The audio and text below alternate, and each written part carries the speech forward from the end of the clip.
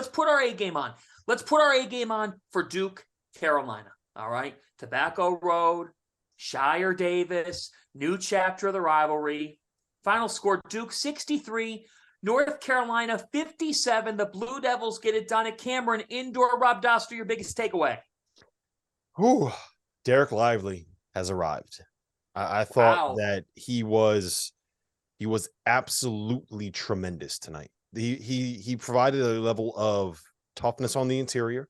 He provided a rebounding presence.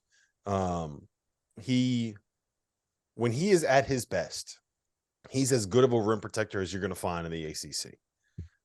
He is a guy that can space the floor a little bit. I know he hasn't really shot the three well this year, but that was kind of what he did on the recruiting circuit, right? That's what he did when he was in high school. He has that ability.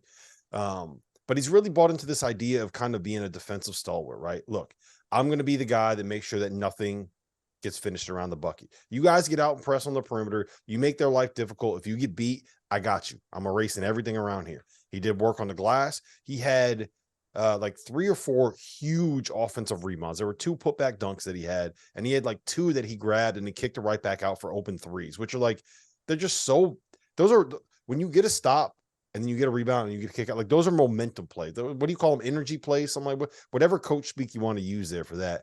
Those plays matter. And when you're playing against a Duke team that is going to defend like this, you need to have somebody like a Dereck Lively in that role, in the paint. And it was nice to see him kind of take a step forward, because he hasn't had a great year, Laval. Like he's when you come in with the expectation of being like the number 1 or number 2 player in the class and you don't live up to it, like that could be hard on the kid mentally. So I'm happy to see him have a big day on a big moment on a big stage on ESPN in one of the biggest rivalries in all of sports. So good for him, man. That was what we needed to see.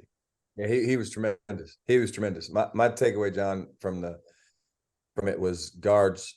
Still a guards game. Jeremy Roach was fantastic. Yes. I mean, he took command of that game, and he was absolutely fantastic. It was just his demeanor, his poise.